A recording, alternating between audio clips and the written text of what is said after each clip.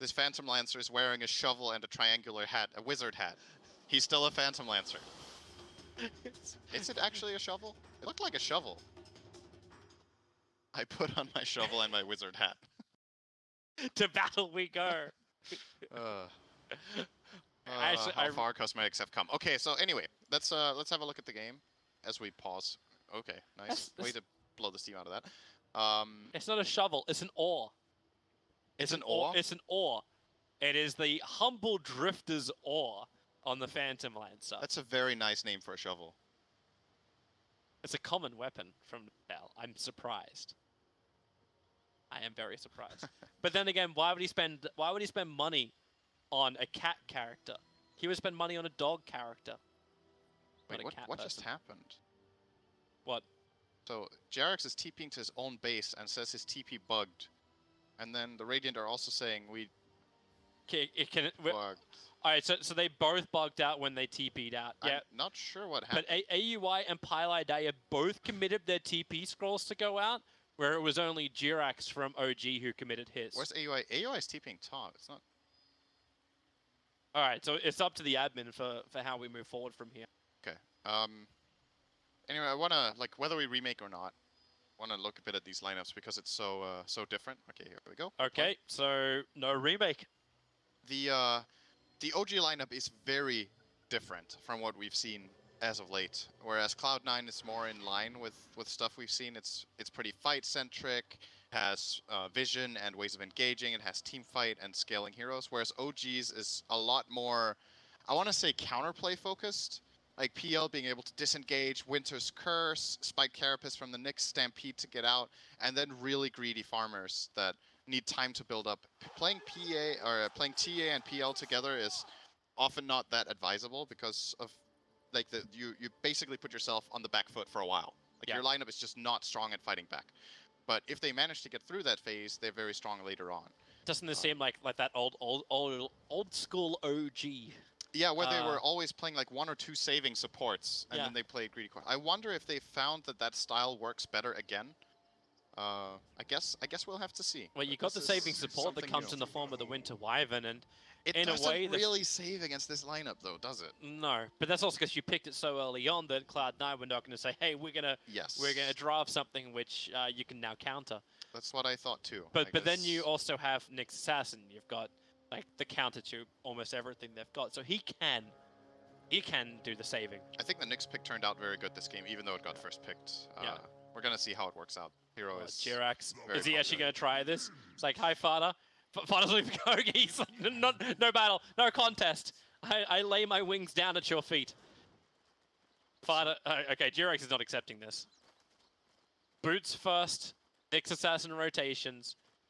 He'll keep Fada as well looking behind him. Thanks to the fact that Fada didn't get the bounty rune, he's not going to bring out the salve early on. I like this laning from Cloud9. Very good. They're putting the Night Stalker mid in the start to harass the TA and give the Quap an advantage. Bottom lane they have Batrider against Centaur, which is a very Batrider favored lane. And then top they have this Lich dual lane that is able to get the wave back and annoy this OG, together with a Juggernaut, who can't really get killed here. Both sides are starting off their harassment. Eternal Envy's already committed his spin. No-Tail's got a Dragon Lance of Fireball, chipping down Eternal Envy. They're going to have to burn through... They didn't bring that many consumables to the top lane. So they're going to have to burn through a lot of their tangos already between Pilot Eye and Envy. He at least has the salve available. They're going to be all right for a while.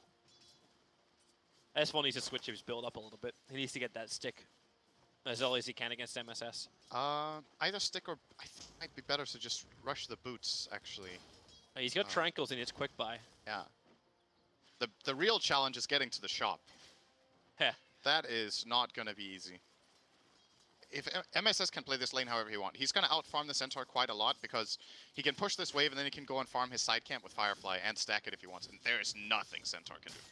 So... There we go, Boots picked up for Batrider, so head start here for him. Already up 4-1. They're bringing help up to top lane. Jirax, the double stun is beautiful. Pylai die, he goes for Frost Armor at level 2, but that won't actually stop No-Tail from taking the first blood. They'll lose Jirax, but it looked like a sacrifice OG was willing to make by making him run underneath the tier 1 tower to line up the double stun. You're generally okay as the team on the receiving end if you trade kills in a 3-on-2. That's pretty good. It was first blood though, so obviously good for OG, but if you go for a 3-on-2 lane, you generally just get a kill, and that's it. But the counter kill for C9 there was good for them. We got a first little bit of a lane rotation. No-Tail has switched himself down to the bottom lane. Yeah, S4 is going to head up towards the top, but in mid lane, Jirax with that haste rune, just trying to cause problems. He stole it from underneath the nose of AUI. But it's more of just keep your eyes behind your back at all times. This is a very good lane matchup for PL now, bottom. This is part of the reason OG picked the Lancer, is how well he fares against Batrider. So you can always doppelganger off the stacks of sticky napalm. You have a good and reliable slow that you can get in with, and you can actually just fight the Batrider when he goes on you. You lance your fight back, and then you... I don't think Fada really meant to do that. He blinked up into the small area just south of the Ancients, and then attacked uphill, revealing the fact they had an Observer Ward there. Oh. And this was scouted by OG. The ping came very shortly after it happened. The ward only has a minute and a half left on it. They got the majority of the value out of it anyway. Yeah. Just small little things. Yep. S4's going to have the time of his life now on the top lane. Eternal Envy and Pilot, I know they can't kill him. Like, at least Frost Arm means S4 is not going to try and physically harass Eternal Envy down. No-Tail, actually, he's fine. Like, MSS can Firefly all he wants. Bigger problem here for OG, the way I see it, is that all three cores of Cloud9 are having a good time, and this mid lane, Ana is just not going to win. It's not, in the first place, it's not that good of a matchup, and he's getting countered really hard by this Night Stalker, and now it's only going to get worse. So Ana is stacking his Ancients, and he currently got Dragons and Ancient Prowlers. Yeah, he actually had a bugging Dragon. A Dragon didn't move off the camp when he attacked. Sorry, one of the Satyrs, the Prowlers. It just stayed there when he attacked it. So he didn't actually get his stack. Oh, Fly. Fly is... boned. Mucho dead. Out. He's trying to fly over the tree line. He's out of range of everything until AUI takes to the skies. And he'll fall. Meanwhile, in mid lane, Ana looking for the kill over on Fada with a stun from Jirax and that Meld Strike.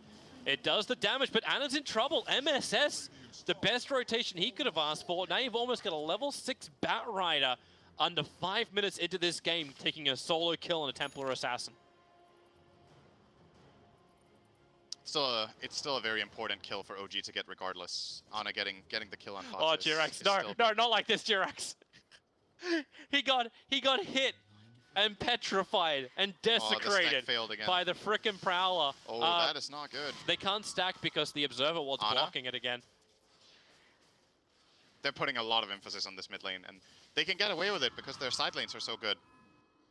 Night Stalker hasn't even really needed to do much else. He made that very quick move top to kill the Wyvern, but apart from that, AUI has been targeting this mid lane a lot. Ana has skilled Meld, dodges the Shadow Strike nicely there. Eternal Envy, do you want to go on to that? There's still a Centaur. Very deep under the town, but with the help from AUI, they got another creep wave here as well. Yeah, S4 will have to make a break for the tree line. He goes for the Hoof Stomp, at least keeps AUI in position, but with the spin damage, S4 will fall.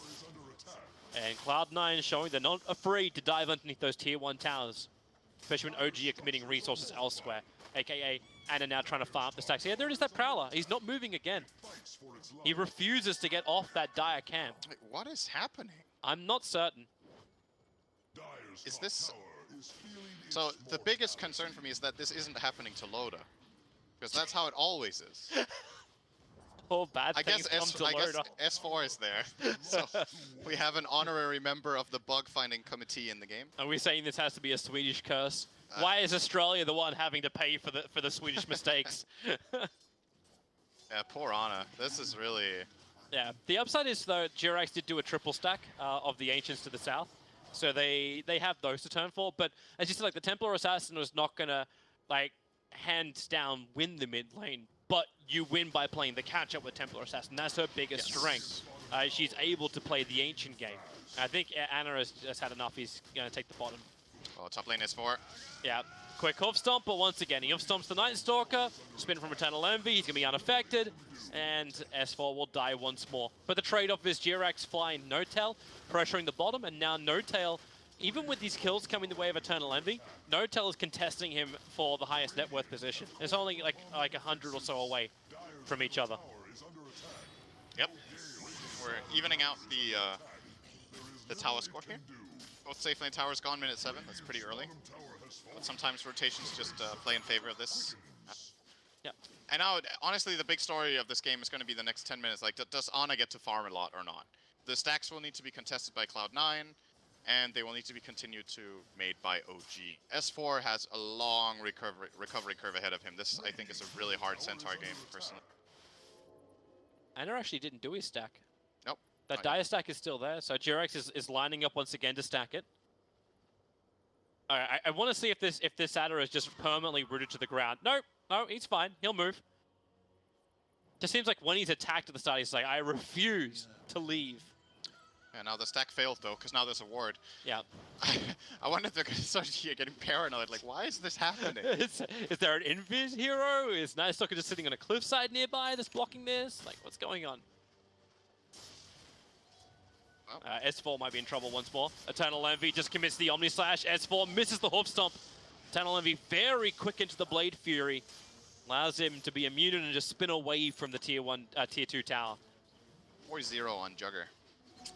No, that's a beautiful sight, man. He's having a very good start here. Oh, bottom lane, No-Tail. There's a haste on Fata, though. He does have Sonic Wave. 14 one-charges on No-Tail, however. He's got... Okay, now he's going to commit them. One more Lance is available. Support will not come. Nyx Assassin's too busy trying to help Ana take the stack. He's doing these line impale stuns to give Ana that time to attack in. He's only just got his treads to arrive. And you have to take this in one go because the Prowlers are healing the camp up very fast. Yep. Again, and once the Acolytes start dying, you farm this pretty fast. So. Yeah. It's gonna be nice for Jirax too. This is some good levels for him. Get him closer to having his level 6 so he can be that proper rotation. But meanwhile, all this is happening. Eternal Envy basically dominates the top lane with the help of Pylai Die. There's nothing S4 can get out of this. So you're delaying the Blink Dagger and progression on the Centaur. Are you still okay with this? Considering the trade-off you're taking, like farm for a Templar Assassin for a slowed down Centaur.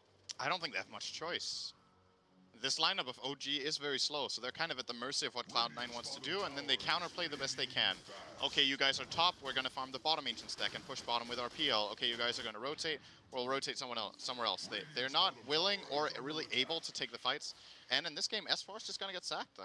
I'm not sure where he can go, really, at this point.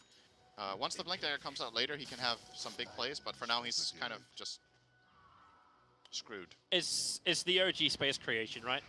I guess what they've done time and time again in the past is watching Ana just go ham, and then S4 can sit on the top lane farming. No-Tail's having a really good time with his farm on bottom lane. He's getting solo experience, causing real problems for Fata. And once his Diffuser Blade is up, he's also a ganker, he's also a hunter. A real problem for Cloud9, and that's when maybe we turn our attention to Eternal Envy. Going for the Ring of Aquila, going for the early drums.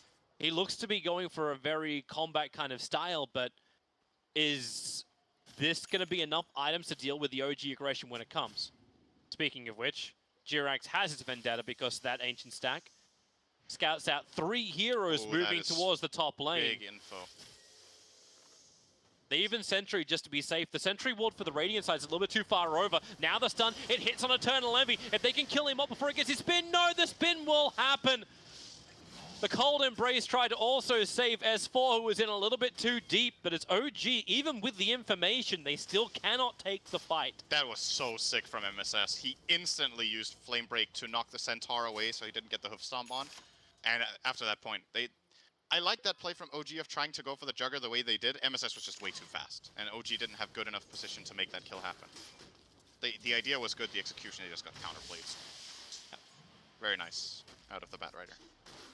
They try to protect that healing ward so much. Actually got through his full duration anyway. Just keep pressuring top lane. No-Tail will have to be up here to defend it. So S4 is finally getting that space he wants on bottom lane. With no tier 1 tower and the tier 2 tower taking a little bit of chip damage, looks like Cloud9 are still focusing more to the northern side of the map. Meanwhile, Ana is getting a lot of fire. Cleared 2.5 ancient stack now, I think. Number 1 net worth, 5.6k. Yep. Compared to the Klopp, who's 4.5k. Not exactly certain what AUI wants to achieve in the mid. Trying to get into their heads here. He's trying to pretend that there's more pressure being applied here, or that there are other heroes in the neighborhood. Sometimes going for, like, it's such a low-cost play, right? He pays 100 mana to maybe try to mislead or intimidate a little bit. Dota is a very mental game a lot of the time, so it's like, oh, there's heroes missing, Night Stalkers running toward me, be ready to TP mid stuff, and then... They scanned for it. They were worried about it. The scan happened to the north side of the tier 1. Basically got into their heads a little bit there at no cost, so good stuff from AUI. And he feels confident probably because there's so little that can kill this Night Stalker. His plays are fairly minimal. Yep. Bottom lane, S4 again. I think they saw him. They saw him pulling. He's super dead if they get silence on him now. They just found him. Oh! AUI. That's some good fog. Eternal Envy just backed out, and he already committed his phase boots to retreat. The creep wave's hitting the tier 2 tower. S4 knows something is awry. And in fact, now they just rotate in Jirax. I don't think they... I believe you're correct. Unless AUI wants to run underneath the camp, then they'll have a chance. But while that game's going on, the Blink Dagger is now on the Batrider, freshly to be revealed. They smoke up with Lich. The biggest kill on the map except TA. Oh, where's your jump? No-Tail does a react. Doppelganger. Find the real one. No-Tail is trying to retreat back. He's got 17 one charges available, and there's your Stampede. The Lich ulti flies forward. He's got no way to dodge it, and that will be a blink into a kill. At the same time, Nyx Assassin dies on the bottom lane. AUI is looking for more, but Ana is nearby. Has his full Desolator completed now, and they will not fight. S4, he doesn't have Stampede now. Oh boy, thought he wasn't going to fight, but now Wyvern TPs in, needs to get that Cold Embrace off, goes for the Curse, holding Eternal Envy in position. Ana waits, hits him with the Mel Strike. They need more damage. Eternal Envy, the healing water's doing work, but no, AUI, the Void, Envy, Ana couldn't reach him. Side blades are just not big enough. He stopped him mid-attack animation with that Void cast. Barely getting. And now he wants to deny the rune. That ain't happening. So they forced a TP and a Curse out of Wyvern at no cost, except that they didn't get the kill on the Centaur. And that gives Pilot Eye a lot of time to get some wards out here and getting some good information on the map.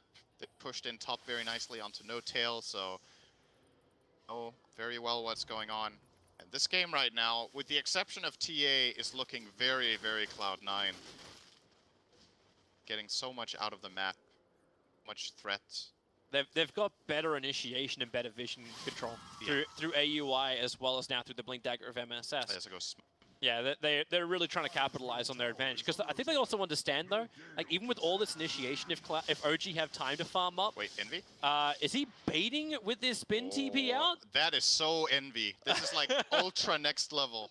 I'm leaving the fight, which is the damage we require to actually win the fight, but we'll still win the fight, because there's enough confidence in the rest of Cloud9 to not kill off Fly, who's retreating back to the T1 tower. The Lich holding Cold Embrace, he'll get a little bit of levels. Void level 4 is available. They'll still kill off Fly. I think this is the first time I've seen someone spin TP out of his own gank. I mean, I guess it kind of worked. I just think he didn't need to do it. OG were already backing off. He didn't really find any information or... He came straight back to the lane, like he TP'd to tier 2 and then just ran straight back into the lane, so it was intentional. For sure. It would have been really nice if OG wanted to go for him. I think he was hoping that they were going to curse him and try to fight, because then his teammates coming in could go for a great counterplay. Pilot Eye slowed down. Fada's already triggered the Shrine, so Pilot Eye won't have that regeneration. Jirax gets with a stun. Ana, one quick Meld Strike, and this Lich, for all the armor he might have, he won't survive, but they bring in the extra help. PL's arriving. Fada wanted to run. Sonic Wave, not worth committing. He's down, and AUI. Jirax has stun in 1 second time. They'll remove the vision. The stun, it doesn't reach. The Impale of Jirax cannot get that far, and AUI will be able to get back out to safety. And OG, originally they're looking for Roshan. Maybe now they just take the tier 1 tower top. It's really big for them that Ana has this much farm. He is doing all the damage right now. That fight he got, I think, 2 Melt Strikes off. The Fata reinitiating on the Queen of Pain turned out to be a big mistake. I think he had the right intention though. They're next to their shrine, they could have TP'd in heroes to help and maybe take that fight, but... Here we go, Blink Lasso, they found a big one. It's Ana, they'll protect him already with a Cold Embrace, as now the Curse onto Eternal Envy. S4 prepping himself, but they just stampede out. OG make the call, this is not worth the squeeze, but maybe they still find Ana. He has a TP, killing off MSS, but the Omni Slash, Refraction was down, didn't have Meld as an option. No-Tail and Fly, both hit by the Sonic Wave of Fada. No-Tail escaping out if possible. Now the Lich Hold, he flies forward, he will go down. Fada claiming that kill, no doppelganger to work with, and there was not much that G-Rex could do to help. Not once that Chain Frost went. The silver lining for OG here is that there's no darkness, so I think C9 still are not in a position to really take any buildings right now, or get any good vision out. JRX is still scouting. Pretty confident with his move, running through the river. Sentry is there, or his Vendetta is going to expire. Really learned too much there. Back toward mid. So Cloud9 still looking pretty good. I like this a lot from Fata, by the way. The rushing of Orchid against the lineup he's facing is extremely good against Wyvern and Nyx and PL. An absolutely great item this game. We see most Queens today go for the Veil first, but I think the Orchid build has a lot of merit in many games still. OG are coming. They found a target. It's going to be Night Stalker. They do that instant stun. Hoof Stomp Blink does the work with the Meld. At least he's got the Frost Armor AUI. Very tanky on that Night Stalker. They'll finally kill him off. The Curse on the Queen of Pain. Eternal Envy is currently killing his teammates at the moment. No-Tail wants to keep burning off the mana. That's why the Illusions run forward to help out. And OG, they could have just gone for Roshan instead. That line was very quickly drawn, saying they want to fight first. And then into a tier 1 tower once more. S4 is ready to jump, but he's on the wrong side. Maybe he can find Pi. Envy. No-Tail's all around him. The blinking from MSS, but Templar Assassin went with S4. They initiated into the backlines of Cloud9. Oh, and Cloud9 was initiating the backlines of OG. It's basically skitter-scatter everywhere, hit with the Meld Strike. Batrider wants a little bit more time to survive, and maybe the life is there. No, S4 will jump forward, gets the double edge. They'll take the tower, and that was the cleaner fight that OG wanted on top lane before.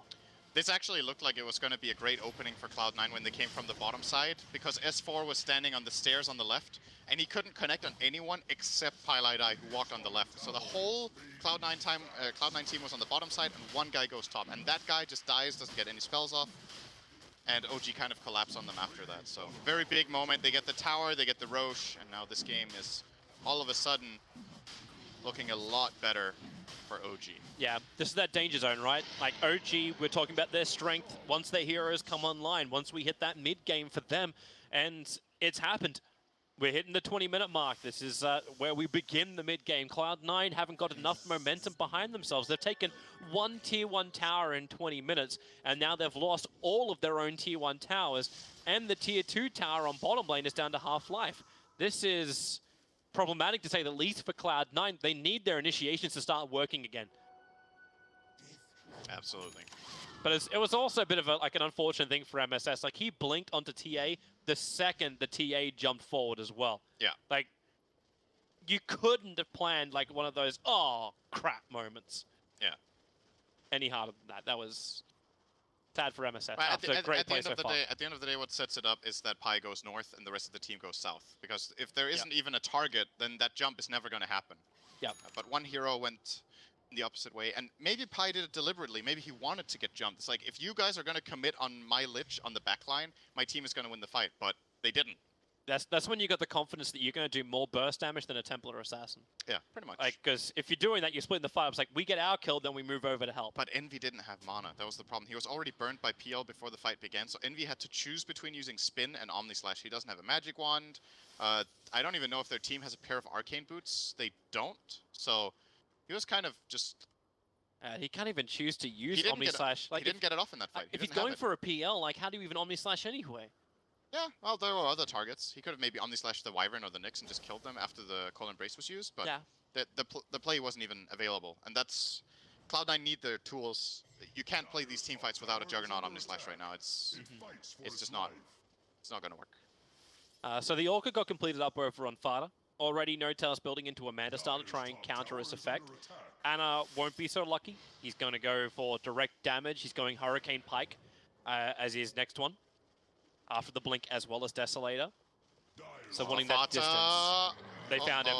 They found him in the trees. Stampede just gets S4 in range for the hoof stop in time.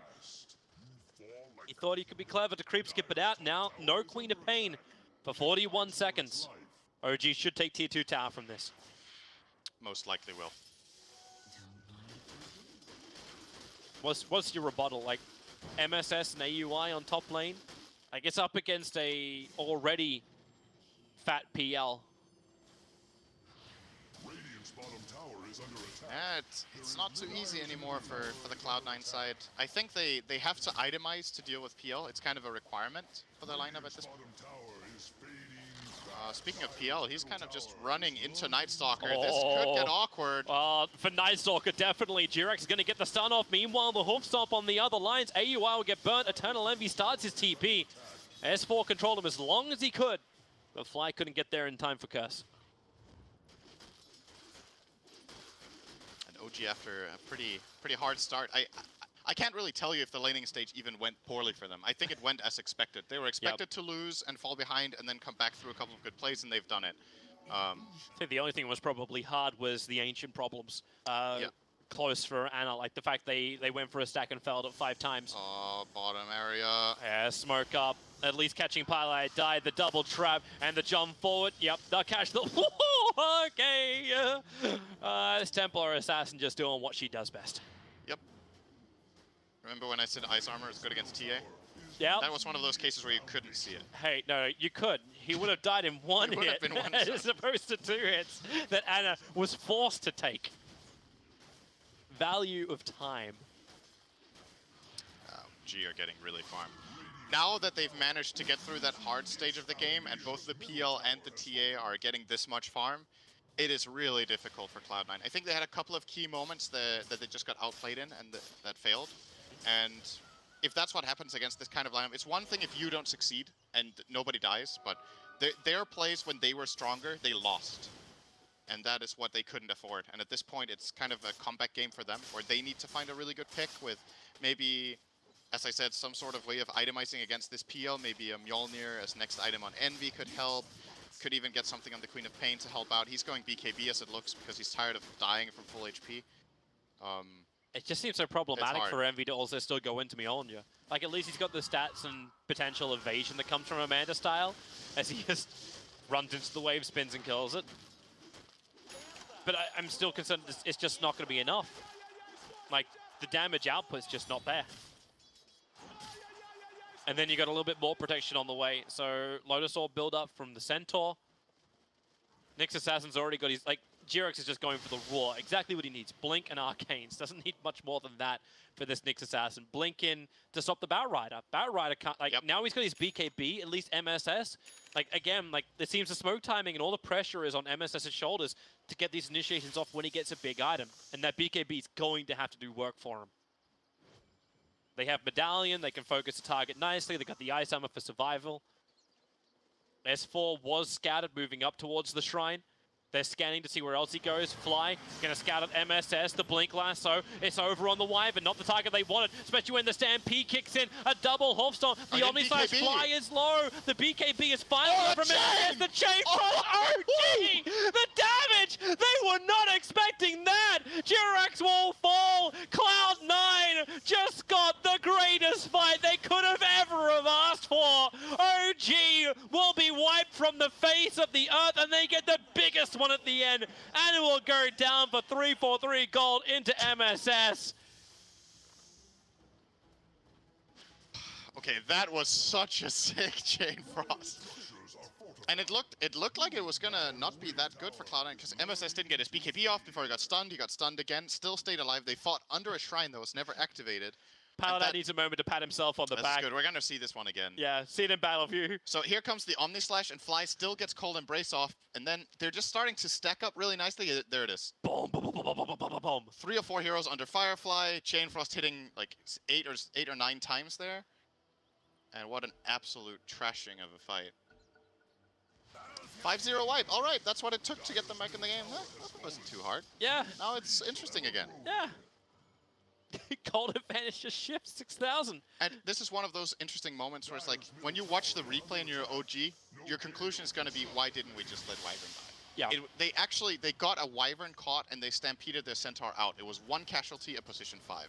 But it looked really good as well. Like the double hoof stomp, it looked really good. And then all the momentum leading up to this had to be sitting in the minds of OG going, we're winning this, boys. Yeah. Like, this is our time to destroy. To lose a Queen of Pain. Yeah, okay, maybe that's Good not kill. so great. Nyx and Centaur combining. Yeah, they've still got a long way to go, Cloud9. Like, okay, you just got yourself the greatest fight to get you back into the game, but you're still fighting uphill against a lineup that is just rolling with the punches. They've still got all the items that they wanted to have. They've still got all the abilities, like, at the level they want it to be. OG will keep the pressure up, and this is something which is very, very difficult to contest. And it's always, again, like, I think, like, the smoke plays, there's only so many Cloud9 can do. There's a reason why there's a limit on how many times you can buy smoke. Yep. They will have darkness now, though, so it's going to be a long night. That vision advantage from AUI. But is that enough?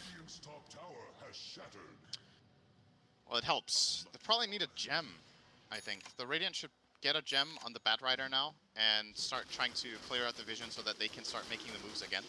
They want to set up fights like the previous one where they get the jump and they force the action. And the gem is multi-purpose. It's not just against the wards, it's also good against the Nyx that the Batrider really wants to play around. So I think it's really a good investment right now. And they might be like, it's risky and whatnot. Maybe they don't feel the flow of the game the same way that we do when we're watching it, but I think at this point Cloud9 needs to play risky. They need to get something going. With that they're gem. trying Take to. the risk. They're looking towards Roshan, and both teams are set up nicely for this. So Cloud9 have the ward really close towards the pit, so the Observer and Sentry about to time out in 3 seconds' time. And yeah, you're seeing now C9 doing something about the aggressive wards that OG had down. But OG have 2. They have another one just a little bit further up west in the lane. Why is Lich going Phase Boot Shadowblade? DPS Lich. It's the Pyrian special. I like Pyrian, okay? I like Pyrian. Actually, but I really don't think Pylai would be inspired to buy his item builds. That's so unbelievable. What was Pyrian has other build, strengths. There was a He's build okay that at pool, the PPD was talking about. The Mask of Madness into Maelstrom build over on the Lich. You get a huge amount of physical damage out of him. Presumably it wrecks. It could just be a quick buy and he's going to turn into a Glimmer. You know, you just get one of the items that has the Shadow Amulet in it. But now he can afford it. So now we're going to see what the decision actually is. Or maybe it's just him like going, I got a great ulti off before. I need to ulti the bottom way first to get that money. I mean, it is a good positioning item for sure. It's not that. It's just so uncharacteristic, especially for Pi. Buy this kind of item. It seems such a risky thing to do, throw your ulti out when Roshan could be coming up. Well, if he's playing for late game, I know it's a 1 minute cooldown. Talent. Like just over 1 minute cooldown, but like there's no tier 2 tower for Cloud9 to claim here, for OG to claim here. Nope. And there's no ward they have that actually sees any heroes. They're sending illusion after illusion. So OG are really hoping the Cloud9 come out to them to fight. It's almost like they're trying to play bait with like a whole bunch of PLs, which is exactly what MSS doesn't want to go on. I'll take that as tribute. Now OG have split up again. They TP'd away the TA. She's going to farm Ancients. Roshan's alive. Yeah, that's actually not the best timing ever to TP away. Both teams are aware now. So MSS was able to sticky napalm into the pit, and the TA trap saw the rest. Could get dicey if he gets caught here. He does get away in time. Mass defensive. He's got the hood, he's got the plate mail, so he's got the armor and the magic resistance, plus raindrops on top. Anything that will save him. And Notel's turning this into a proper split game. With his BTs on this PL, it's very different to the old PL, but he can still use the Manta style to keep momentum going. Yeah, they just want to shove in waves and get farm.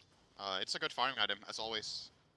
Every hero gets a pretty significant GPM increase by going travels. Efficiency. You don't have to buy TP scrolls anymore. Oh, S4, he just blinked into the wave.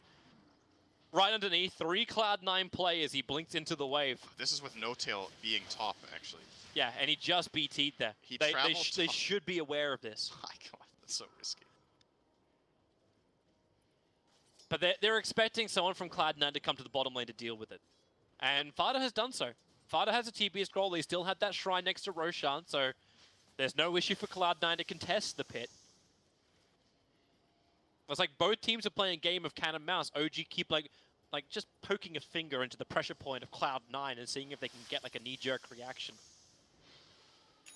They're just getting more out of the map at the same time. They're finding more farm. Yep. Now all of a sudden, the Centaur that was struggling a lot in the start has Blink, Lotus, and Hood. And the PL, as we talked about with the Travels, is going to keep ramping up, as well as Ana.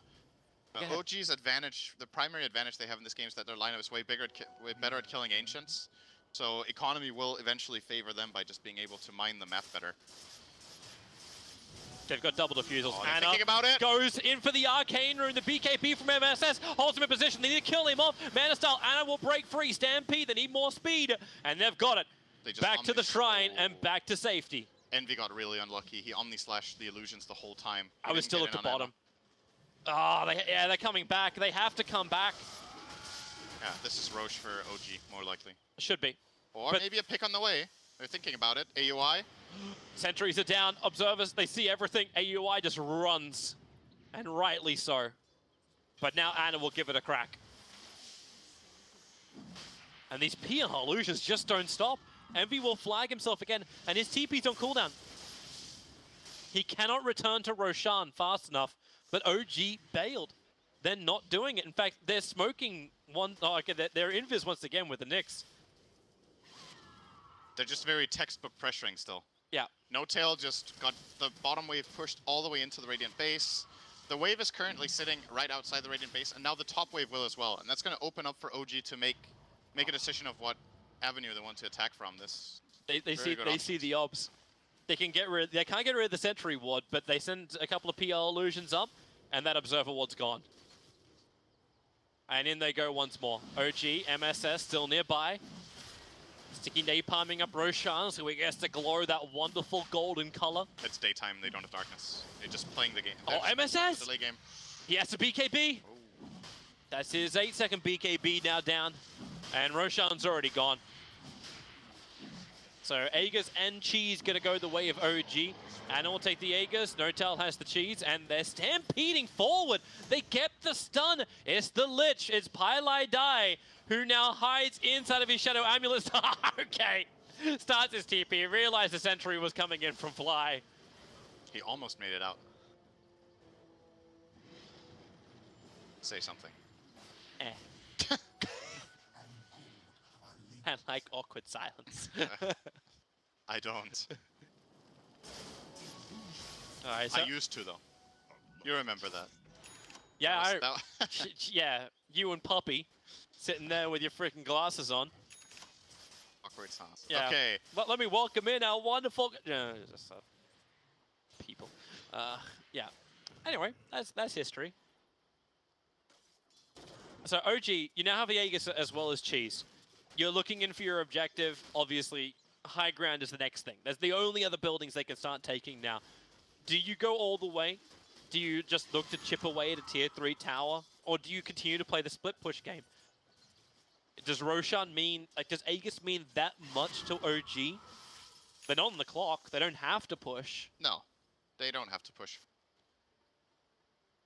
Take it pretty easy. Keep farming. If they see a good opening and a pick, they can go high ground with that. But I don't think they're just randomly going to show up as 5 in the lane and just try to force it. Yeah. It's not a necessity, at least. It could work. They can definitely do it, but if you had the Aghanims on S4 by now, then maybe I would go for it. Just because you could survive the initial hit. We're talking about how fast he's farming up. He's 3,000 gold away from his Aghanim scepter now. They're looking at bottom. Eternal Envy continues just to defensively spin waves down. The issue here for Cloud9 is that OG are pushing the waves constantly, and they are not committing. Okay, here we go. This could be a moment. C9's committing. They're going to find S4 a little bit further to the north, but it's the bottom lane where Juggernaut is already down. Fana protected by his BKB, blinked into the tree line. Do they see him in time? They jump down, destroy the trees around him. But Eternal Envy is picked. And OG, that is more than enough confidence now to go high ground. Yep, that's the one pick they needed. That's enough. Here they come. You can silence all you want onto Ana. Lotus Orb will help protect him. But with that Monkey King bar, his damage output's just through the roof. And no way to evade, no way to dodge. This is probably the easiest and most uncontested racks OG's going to get. I think they can go for a second lane as well. They have 20 seconds. They can go hit mid. And it's taking some time, and OG are going to be safe. Fair enough. They have... It's hard to go against that. You don't want to have, like, after your last hiccup that happened on top lane, like maybe you don't want to have the same kind of thing happen again. I think this time the cards are a bit more stacked against Cloud9. This is a 12k lead with Aegis. Yeah. Yeah. Easy. The same thing's not going to happen again, but maybe that's also one of these things too where we can think about the future of the tournament. A lot of teams are looking to the group stages to get a lot of information, not just about drafts like ban and picks. It's about the mentality of OG. OG playing very set, structured Dota is a dangerous thing, but it's also maybe what we talked about at the very start with the drafting phase. Is this OG playing that mid-game orientated drafts once more? A team's going to know what they're going to get against OG. They back up. They don't put the knife to the throat. Yeah. It's more of a slow asphyxiation.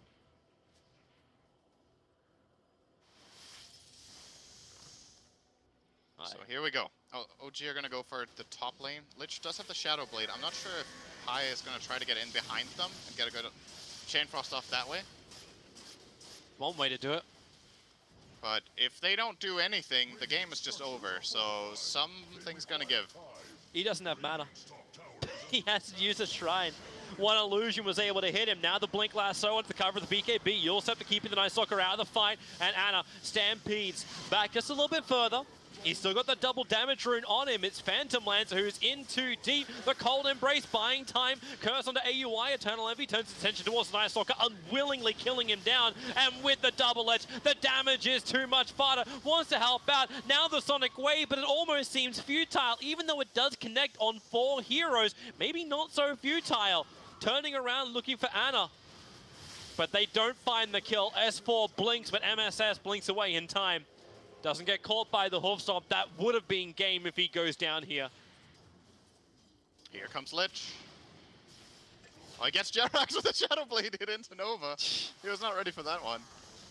Wrecked. Brutally. But OG, very nice fight again. Fly on the Winter Wyvern with a great save onto No-Tail.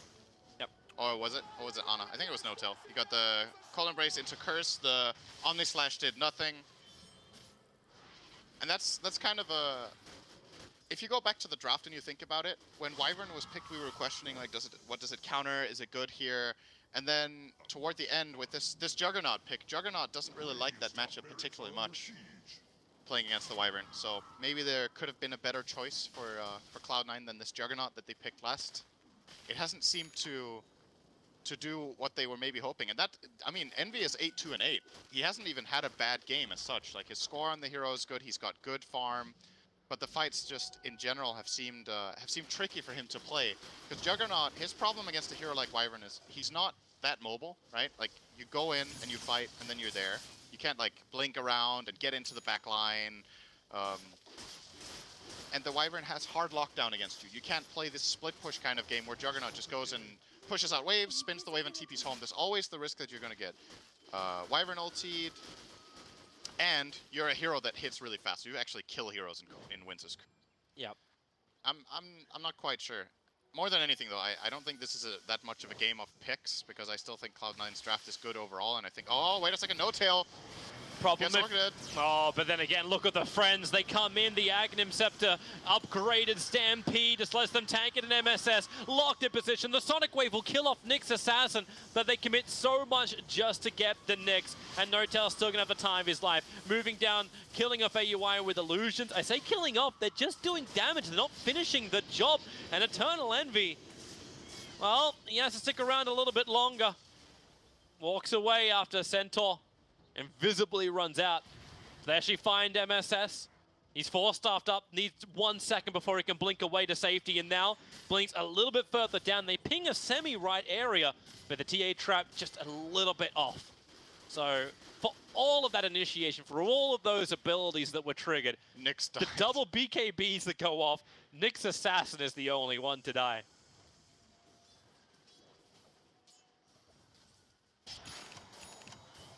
So what I was getting at before is that it's interesting to see in a game like this how, we were talking about the hero versus hero matchups a lot in the draft. Like, this hero is not particularly good against this is not particularly good against this, yada yada. But this game has been more of a game on playstyle rather than the specific heroes. I think OG's style in this game has proved very successful, so they might be onto something. It's just one game, we're gonna need to see more from them, but I think both drafts in isolation, the heroes that they have are good, but in my mind, this OG lineup would not face off this well against Cloud9's lineup as it has. So there might be something here that OG has figured out going in, and I'm very curious to see how they move onward with it into their next games. I'm kind of sounding like this game is over, but it's pretty damn really close to over. Yeah, it would require something of extraordinary levels from Cloud9 to bring it back. Yeah. Like, you've just finished up a full Heart of Tarrasque over on the Phantom Lancer. He's got Butterfly, Anna's got Butterfly. There's no way Juggernaut could even guarantee he hits his damage, and you can see Eternal Envy realizing his conundrum. He's got Battle Fury and he's Quick Buy. he's trying to catch up and at least clean up the mess that's inside of his base. Mjolnir is not enough. BKB from MSS commits him, but now he's just got a whole bunch of no-tails around him. Fada cannot keep his mana up. These illusions keep draining them dry when they cannot even do combinations because the mana pools are not full enough. So Cloud9, they'll have to admit defeat for this first game. But hey, that's why it's a two-game series. Lasso, oh, the curse! It's on MSS. Eternal Envy's in the middle of it with the double stun follow-up. You've lost your Batrider. Queen of Pain will go down. She'll buy back. They still really want to fight to the last man. There's so much PL. The Holstone from S4 catching thrice. And that is the game. They had to get a clearer message just to ensure it was GG. OG take game one. Well, it was a nice game.